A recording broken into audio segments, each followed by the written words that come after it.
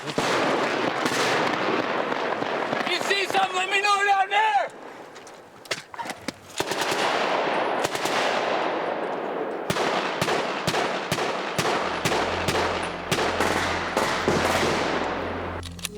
In combat, the first thing to die is often the plan. And on this mission, things have gone wrong from the start. Hey, Albert, I got nothing. They're not moving anymore. These men are Canadian and American soldiers on a training exercise in Montana. They're here to learn how to fight like the first unit of Special Forces troops did back in 1942. The Army called those men the 1st Special Service Force, but history remembers them as the Devil's Brigade.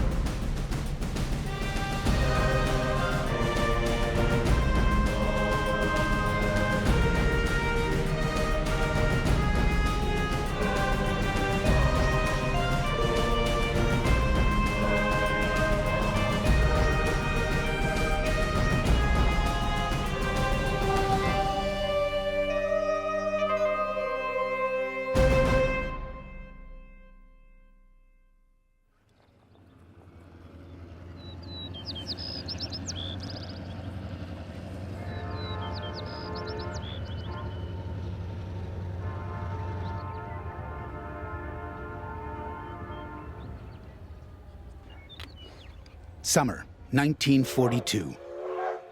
The Devil's Brigade arrives in Helena, Montana. The soldiers were a mixed group of Canadians and Americans.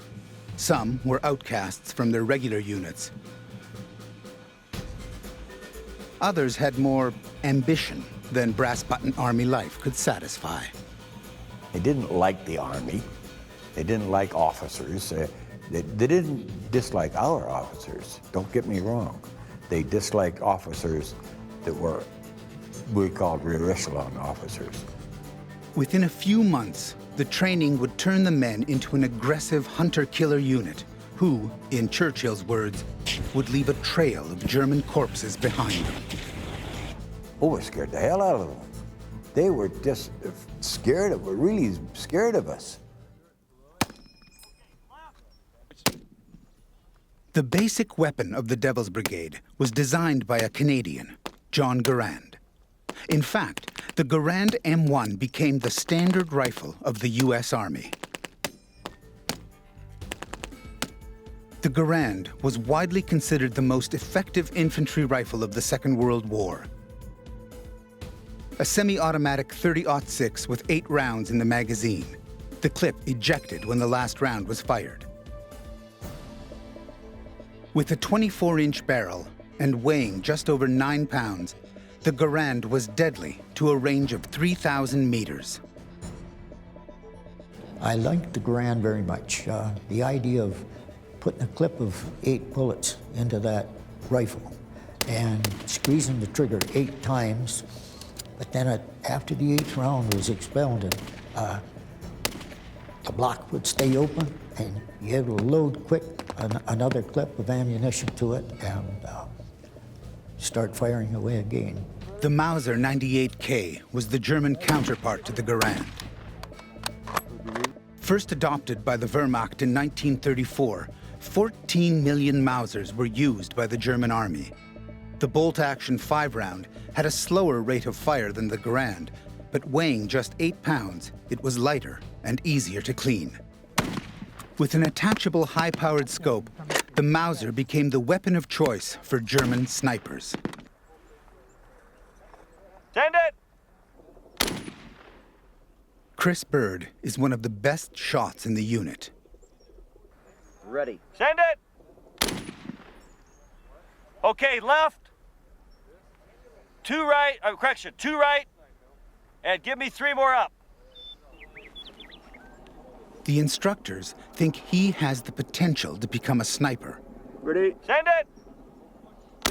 It'd probably be a year or so before I would say anything, because to recommend him forward. But if he maintained that, we got him out and did some more skill sets, got him to see how he handled situations, put a little stress on him, deprived of sleep, put him out for 3 or 4 days, working, carrying and bouncing, just going different missions, and just see how he handled the stress for about 3, 4, 5 days. If he handled that, he'd be recommended forward. Right off the right. Chris can hit a target on the range, but he's never fired in combat. And a sniper must be willing to do the unthinkable and then do it again. Everybody will shoot once, but will they shoot a second and third time? Can they live with that fact? When we were taught, if you see a young child walking across a bridge at 10 o'clock in the morning and your orders are that no one should cross that bridge, what should you feel? And the proper answer was recoil, because no one crosses. Recoil. The men of the Devil's Brigade may not have agreed, but they would have understood. Another hit on the triangle. I think it was Eric Blair, his pen name was George Orwell, right? He said that, I'm paraphrasing, but we sleep soundly at night because rough men stand ready to do violence on our behalf. So that's a key part of being a soldier. You have to be ready to you have to be ready to take another person's life. And of course there's nothing morally wrong with a soldier doing his job. Most of these soldiers have taken leave from their units to do this training. This is their vacation. They've come out of respect for the men who ran this course a lifetime ago. But they've also come to test themselves. Scott Young, a Canadian private from the Queen's York Rangers, has pushed himself too hard. I slid down the rope too fast. Well, I climbed up, right? And then I went down, and I guess I went too fast, and I didn't feel that, I don't know, I didn't know that I was hurt until I was at the bottom. And yeah, I looked at my hand, and it was bleeding all over the place, and yeah. The brigade was ruthless in cutting men who missed training. Even a small injury like this meant a ticket home.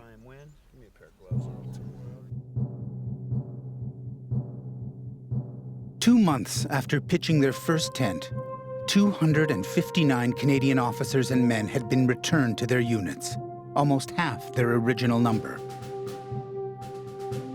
Many went home on stretchers. Didn't matter who you were. If you had a broke a leg or broke an arm or something, you were gone. Our commanding officer, Colonel McQueen, he was a great guy. And he made his first jump and broke his leg, and that was the end of him. By the time you would have healed, the training was gone. It was on to something else.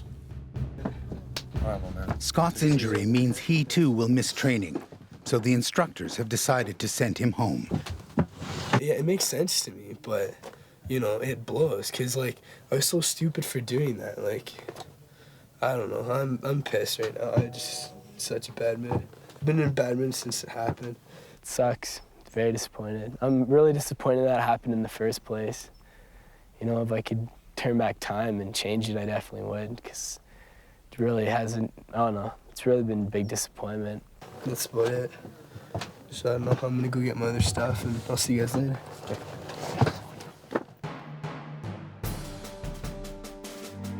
As the summer of 1943 wore on, the Devil's Brigade, created to destroy the Nazi heavy water project, a mission canceled at the last minute, spent its days keeping fit and doing public relations. Although the men had developed a strong affection for Helena, where many would settle after the war, explaining the flamethrower to housewives was not what they'd signed up for. And I'm sure that our commanding officer was afraid that if he didn't find us something for us to do, we would, we'd lose it. We'd lose the esprit de corps, we'd lose the desire, etc. He had to find something for us to do. But matters would take a life of their own, courtesy of the Imperial Japanese Navy. Following their victory at Pearl Harbor, Japan expanded aggressively across the Pacific, sending occupation forces as far west as the Aleutian Islands, off the coast of Alaska. As this Japanese newsreel shows, the next stop was San Francisco. These Japanese commandos were the first invaders to set foot on American soil since Canadians did in the War of 1812.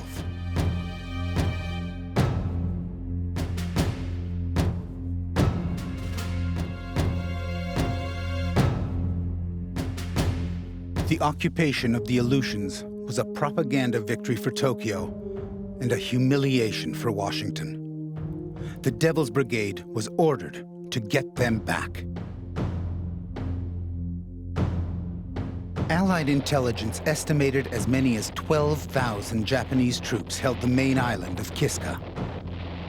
With the memory of the bloody battle at Guadalcanal on their minds, the brigade expected a fight to the death.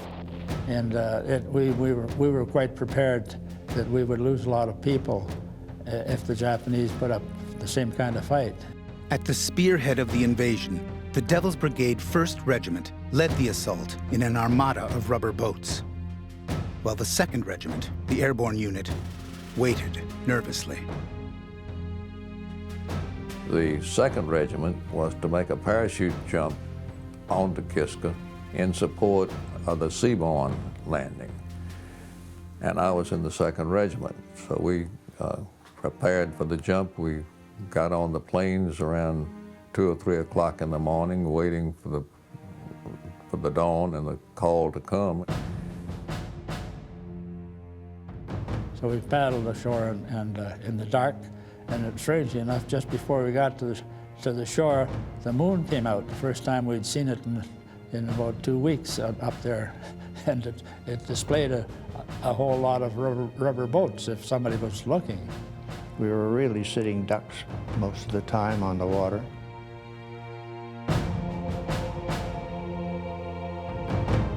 And on the way up, we passed a Japanese machine gun position which had been vacated. And I thought as we went by it, thank God there isn't a Japanese machine gunner in there because we'd all be dead. The only enemy soldiers the men came across were casualties of the naval bombardment. After all those months of training, the Devil's Brigade took Kiska without firing a shot. The Japanese were gone, leaving still warm coffee and boxes of weather equipment. The call came that the Japs had gone and we did not need to make this jump, which was very good news because I pictured myself floating around in the cold Bering Sea. Once the beachhead had been secured, other units came ashore. Less well-trained and expecting to find an enemy behind every rock, they fired on themselves.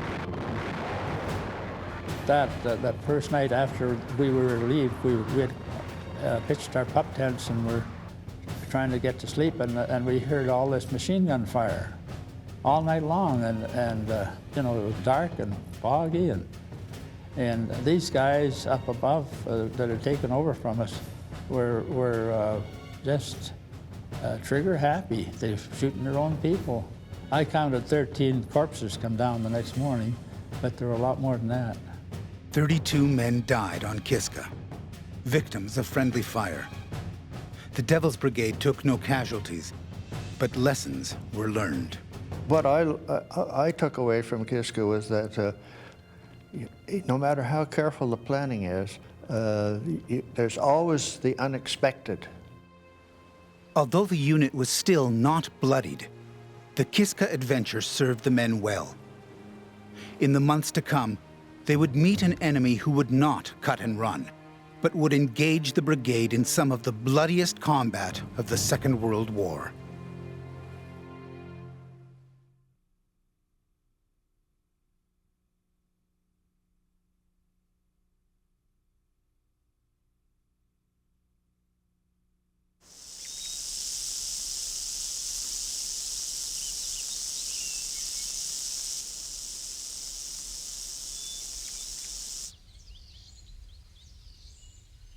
"10 days into training, and the squad has moved from the base to the bush. The instructors hope a few nights under the stars will help the team come together. So they've laid on a meal of Montana elk. There are two things guaranteed to get all soldiers talking, and one of them is food. My favorite meal was in, it wasn't basic training, we already were in advanced infantry training. All I remember is it was a little chilly, but it was just downpour. And we had eggs and everything, and it was great. But when your tray starts filling up with water and you try and eat it sitting under a tree shivering, that was about my best one. The best one I can think of is, it was in the field for us, but it was in the home of an Afghanistan local. And it was goat and rice and flatbread and tea. It was pretty good. I've also had goat at a different place, which was total opposite. Gamey, you know, disgusting. My hands smelled like goat for 6 days, no matter how much I washed them. But this one time I went, they actually prepared it real nice with the spices and everything. It was good. Living off the land is all part of Special Forces training. But for the men of the brigade, cooking bushmeat over an open fire was nothing special. They were looking for individuals that had experience being on their own under unfamiliar circumstances. For people who had outdoor experience, ranchers, trappers, prospectors, woodsmen, hard rock miners, they were looking for individualistic people who were outdoors people. These men are also tough soldiers. They can handle hard work. But soldiers need leadership. And in this group, leadership is lacking. Joe George is the only officer in the unit. Some of these things that we're learning are skills that aren't taught in a modern army. You know, we depend a lot on technology. We depend a lot on our GPS, on our aircraft for insertions, on our Humvees for moving around, and we don't spend a lot of time just out, light infantry on the ground, moving from one place to another, and I think that hurts us. Joe is a lieutenant in the National Guard who fought in Iraq before coming home to teach economics. The instructors are not sure he's the right man to lead the group. Jay Budd, however, has caught their eye. A third-generation Green Beret, Jay has no doubts he'd have made it in the force. Yes. Pretty confident about that, yes. Still a soldier, doesn't matter. You know, if I'm a soldier in 2006 or 1942, I think it's in my blood to be a soldier. Leadership was never an issue in the Devil's Brigade, as all the officers led from the front. Colonel Robert Frederick, the man who built the unit, was wounded 9 times. The officers did not hold their rank, nor did the NCOs, because of any service time or any pull or anything else. They all had to earn it. The officers went on the route marches with us, carried the packs, got wet and cold, and still led from the front. Like the obstacle course 3 times a day. Tomorrow, these soldiers will face the most dangerous part of their training. They're going mountain climbing. To do it safely, they'll have to work together. A cliff face is no place for debate. The 1st Special Service Force was trained to fight anytime, anywhere. And hanging from the side of a mountain was all part of preparing for the unexpected. They'd find us a nice cliff, and we had skilled instructors, and we'd learn how to claw our way up and then belay down again. The mountain climbing actually was a little scarier to me than the parachuting, because you're learning how to rappel down cliffs and climb places that didn't look like they could be climbed. Most of these soldiers do know how to climb, but none have climbed under fire. In the case of a unit this size, they're going to have to identify who's the best climbers and who's got the strongest back to carry the supplies. But that you're going to have to switch out those positions because that lead climber is going to get tired after a while. So everybody needs to know how to do this because you never know when you're going to be put in that position where you need to go up and, you know, scramble through the rocks. When the Devil's Brigade trained here, the men knew if they couldn't make it up cliffs like this, they were out. These soldiers are also climbing under pressure. The instructors have told them they'll cut any man who can't scale this face. Go, young blood. Woo. Woo. Rest is easy. Stick your hands in far. And Easy is not a word Bryan Haines would choose. I have a very, very bad fear of heights. I don't know, it's just, you know, some people are afraid of spiders, some are afraid of snakes, some are afraid of heights. No, I'm sorry, as you were. Tension. Haines is a drill sergeant in the U.S. Army who's been in many high-stress situations, but few like this. I feel like every time I move my feet, I feel like I'm gonna fall. Push with your legs. Got it. Tension! Every time I jump out of an airplane or rappel or climb, it's overcoming that fear of heights. That's part of the reason I have such a hard time climbing, is committing myself to, you know, moving. It's very hard to move when you're afraid. Tension! Bryan, your right leg off, you're good. Hey, tension, I'm falling! I didn't like it. It frightened me. Climbing was, parachute jumping never bothered me, but the rock climbing I found scary as hell. I could visualize myself lying at the bottom of the hill with, you know, with my head split open. Tension. Now get to your feet. You're doing good, man. Good Tension. 60 feet up, Bryan Haines knows the feeling. There you go.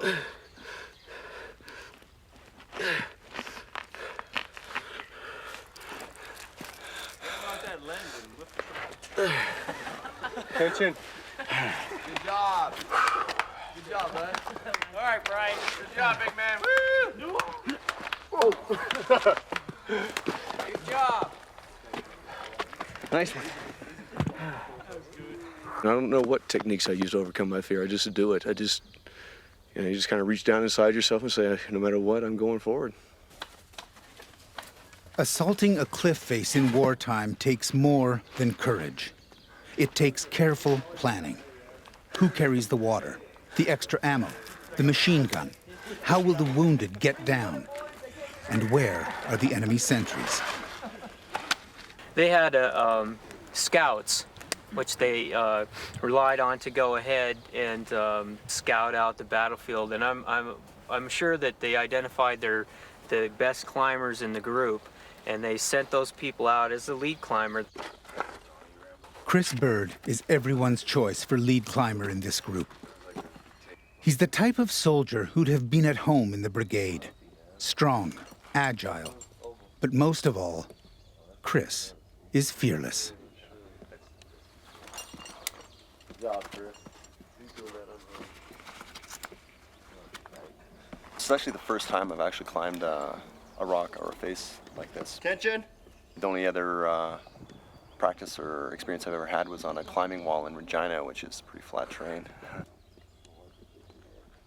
In 1942, lead climbers had no second chances. Chris does. He has one small safety rope.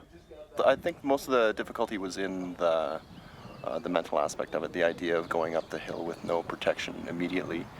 You mean the fear? The concern. You take your steps a little bit slower. You make sure you tie the knots properly. Chris, Bryan, and the others all made it up this cliff, but most had to fight for every inch. When the brigade climbed here, each man carried his rifle, his water, and a 60-pound combat pack. I think it's part and parcel of the whole package, you know, the training package. It's kind of all integrated together, and the end product just comes out as a guy who'll do anything he's told to do and do it well. And part of that training were combat patrols like this.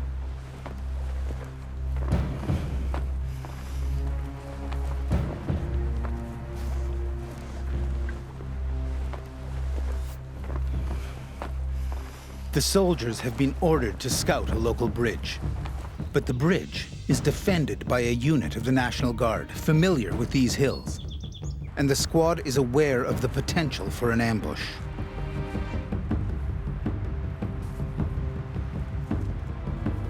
But these are experienced soldiers who've patrolled enemy territory before. They know the key to avoiding detection is in how you read the land. Well, this terrain, I don't think is any more or any less dangerous than other terrain. We've got good cover and concealment. The trees are giving us concealment, as well as the thicker trees will give us cover.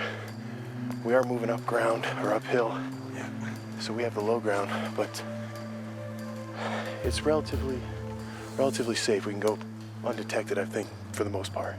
Special Forces missions are built on 4 principles: planning, reconnaissance, assault, extraction.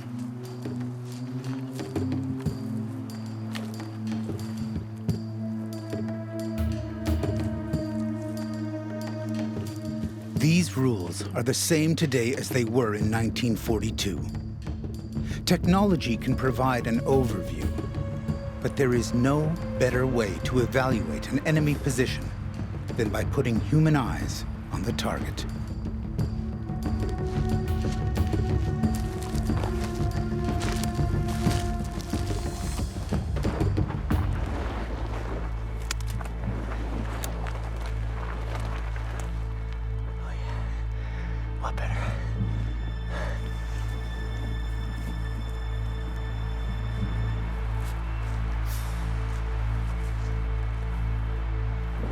Send a couple people left, right, forward, because we need as much eyes on as we can. And here we can see 3/4 of the bridge, but not the first quarter. So we're going to send somebody on our left flank so they can observe at a better angle, and somebody on our right flank.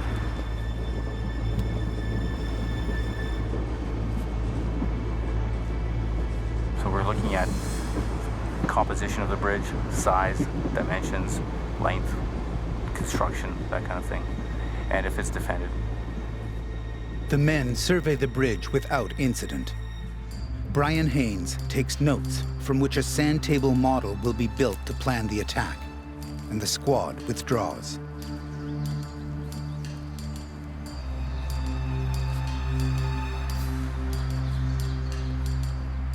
This patrol has gone well. They have been both skillful and lucky.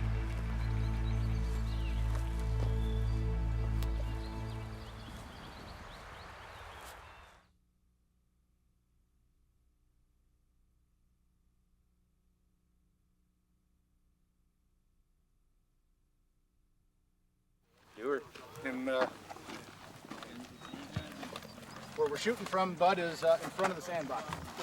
These soldiers all know their way around guns. Some have fired in combat. A few have killed. How many shots? Each man thinks he's the best shot in the unit. The instructors have decided to find out. They will test them. First up is the Green Beret, J. Bud. Way high.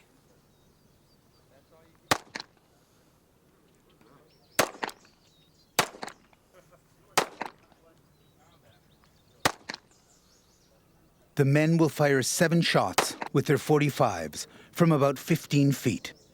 Killing range. Good round. Next is a Canadian soldier, Scott Hollywood, who, as a Winnipeg police officer, carries a pistol every day. As I said, we don't really train for groupings. We space them out because if you hit a guy numerous times in one spot, all the trauma is in that area. So he doesn't know he's been shot. Well, he knows he's been shot, but he probably thinks he just got shot one time. Whereas if you space him out across the center of mass of his body, it's more trauma, more stopping power, because he realizes he's got multiple wounds in him, and he probably won't want to fight anymore.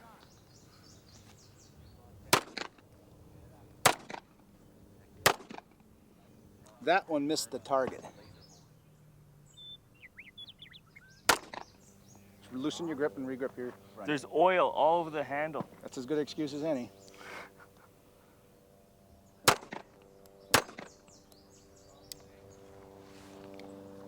Look at that. That's I think your buddy's got you on that one. Holy smokes. Next, Chris Bird, who's out to prove he's as handy with a pistol as he is with a rifle.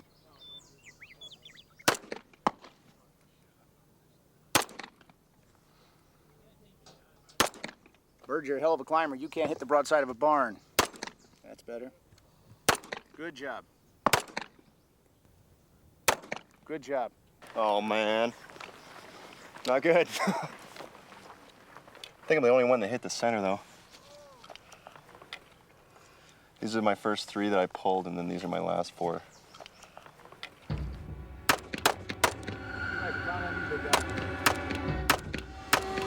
And which one am I shooting at? You're usually the one that says Albert on it. Oh, right there. Top left, Same. I think.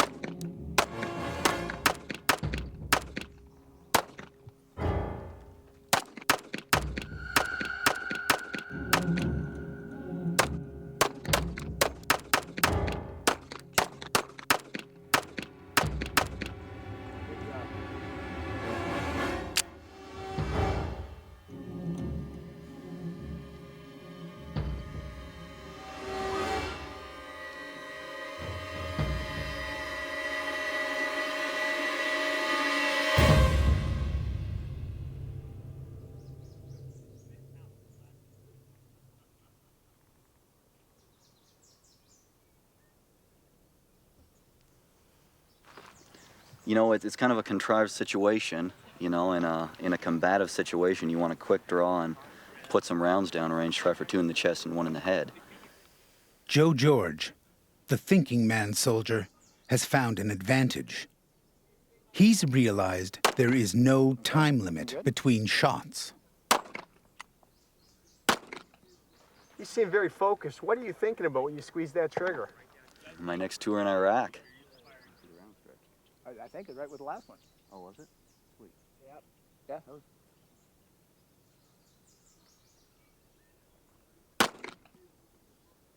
Okay, you're starting to breathe a little.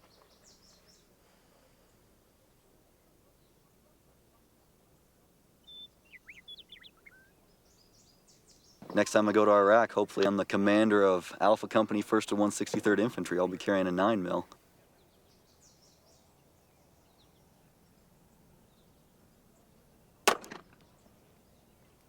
Okay, that's damn good shooting there, Joe. One you threw up here.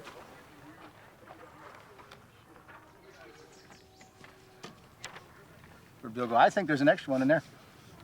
Either that or you missed altogether. When I was looking, I think you put 2 right in here, so I actually think you got a 3rd one there.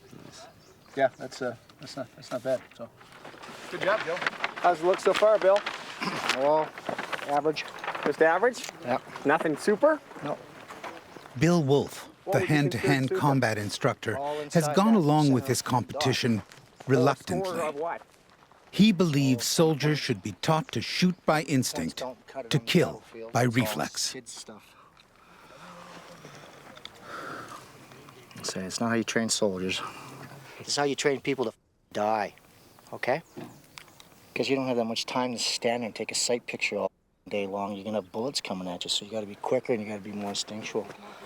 What we did here is a target shoot, but it's not the way to survive in combat, all right? You all know that. We've talked about it. You did your instinctive shooting with pistols. That's the way you survive a shootout. One of our best scorers here was the LT, or George. It took you 3 minutes to fire off 7 rounds. Probably. You know, 3 seconds is a lifetime in a firefight, okay? All right, guys, so I guess our winners would be, who's the top dog there? Sergeant Wolf, did you decide out of this mess? LT. You the man, LT. Good job. Plenty of time. Good job, bud. LT, if you can do that in combat with bullets coming after you, I'll follow you anywhere. There you go. Morale is crucial in any group of soldiers, and Joe's victory is met with humor and respect for outthinking them all.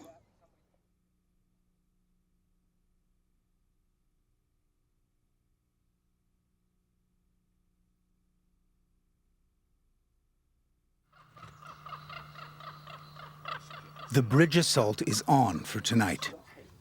Joe George has been given a chance to prove he can lead it.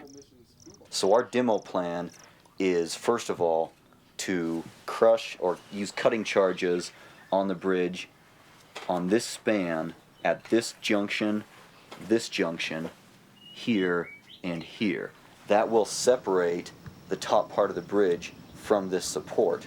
The team won't actually destroy anything, but they will have to overpower the sentries and plant dummy explosives on the trestles. When the brigade did this type of training in 1942, most of Montana knew the force meant business. We'd had intensive demolition training. We learned how to place charges, and we also learned the use of TNT and the use of dynamite sticks.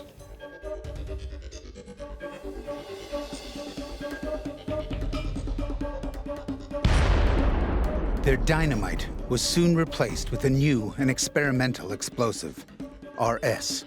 The RS, the Ryan Special, which was long sticks of explosive, and it was joined by a product called Primacord, which was an explosive core.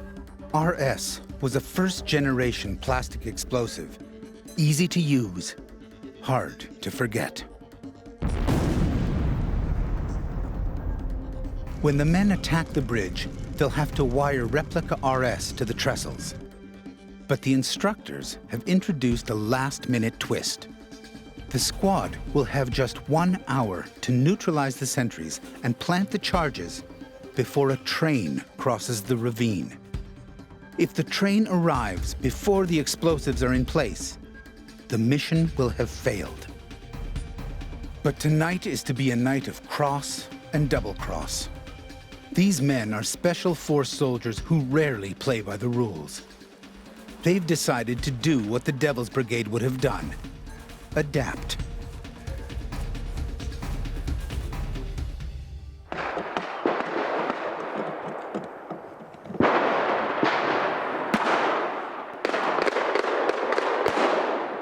Afraid the instructors have tipped off the National Guard, the squad has begun the attack early. And Scott Hollywood, disguised as a jogger, has ambushed the National Guard sentries. I played Joe Jogger, freaking out what the hell's going on. When he turned his attention away from me, I drew my pistol from my back, fired at him, took his weapon and his ammo, so now I got a little bit more firepower, and I linked up with my boys here.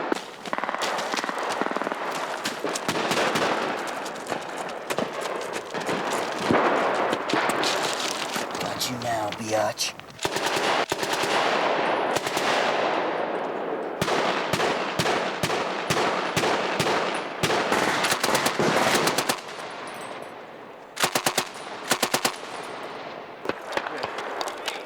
Go underneath. Hand it to me. I got my fingers under there. Use rock. Weird. What do you got, Albert? Nothing.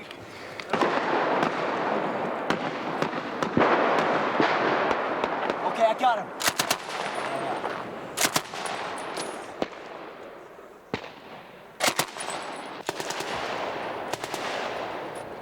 The men are only firing blanks, but their surprise has worked.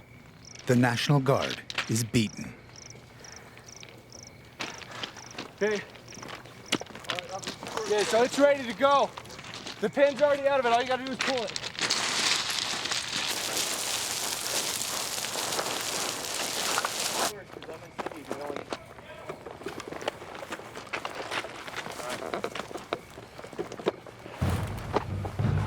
Ready? We're gonna rig this up. This the one? This is ours. You got everything? The squad is now fighting the clock. The 1 hour time limit is tight. So Joe's elaborate demolition plan is dropped in favor of simply getting the job done. Just getting these lined up, bro, whenever you're ready.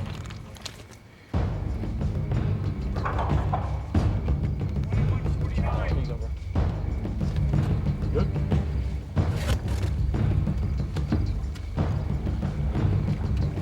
Stand. I think we're gonna have some slippage. Got it? Up top, Charlie's gonna derail the train. Albert stayed up top. He lit that when the train was 2 minutes out, and it was a 1 minute fuse. So to go off 1 minute before the train hits the rail, they'll have no time to stop. It's going to derail. Now the charges on the trestles we're having a little bit of a problem with, but we still got them in time. They're not as pretty as we'd hoped, but they're going to work. And the fuses are burning on trestle 3. We got to. Where's Albert at? Devil 3. All right, Albert. Let's go, Albert. Joe, who's that? Joe. Joe, come on. Go, Joe. Gotta move. It's gonna go. Okay, no more. You guys go. Go. Spencer. No more, go. Where's Spencer? Let's go. Come on. Come on, Spencer. No more talking, go. 8, 9, 10, 11. Albert, you're 12. Let's go. We're good. Let's go.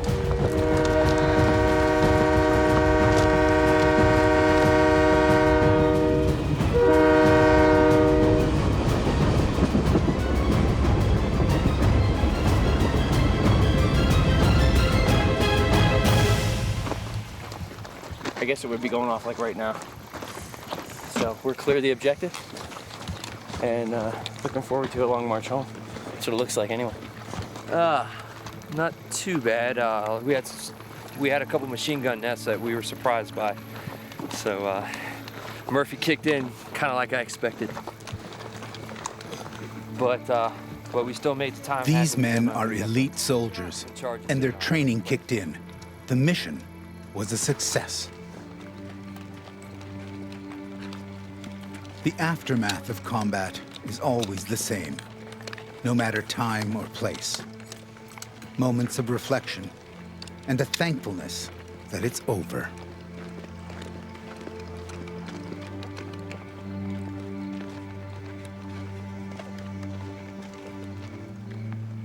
Some of these men have fought in firefights in Afghanistan or Iraq.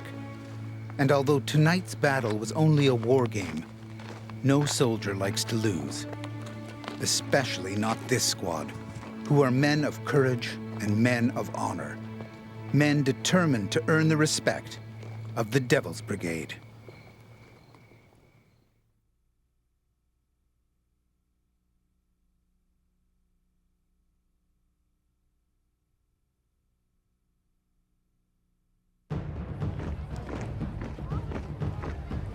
By the late summer of 1943, the Devil's Brigade had become a superb fighting unit. Colonel Frederick had done his job.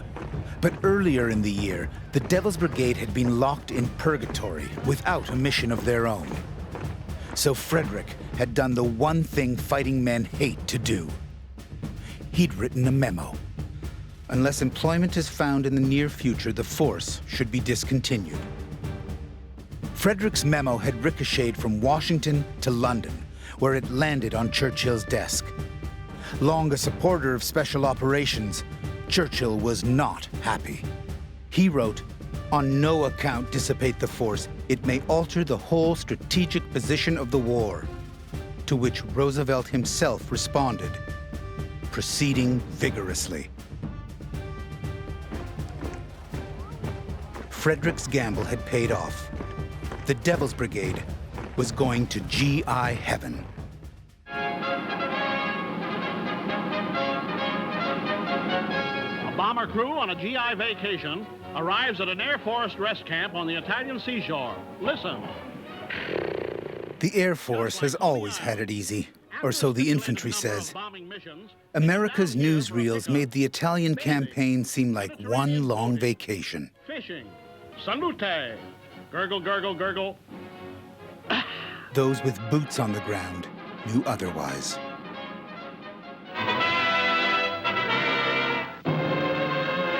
Infantrymen of the 1st Special Service Force carry out a successful daylight raid on an advanced German position in the Anzio area. Men surround the German outpost in no man's land. This position is 400 yards in advance of the enemy lines. In the mud and blood of Italy, in a dozen battles, over 100 hilltops, the men of the Devil's Brigade would earn their medals and build their reputation. But they would pay a terrible price. And the fog lifted a minute, and there was nothing but bodies around, which hadn't even been able to remove them. Well, going past those dead guys was, I think, the sobering moment for everybody. Then is when you start realizing, hey, that could be me. Yeah, I sort of went this way and he went that way. I knew he was dead. Guy gets hit with a close mortar bomb in the open. You don't need to look for a pulse. Next time on Devil's Brigade, Angelo. The brigade goes into action. What are all those things coming in? They said those are shells from the Germans. Ooh, I volunteered for this? These were the helmet that they apparently issued. And the squad takes parachute training, Devil's Brigade style.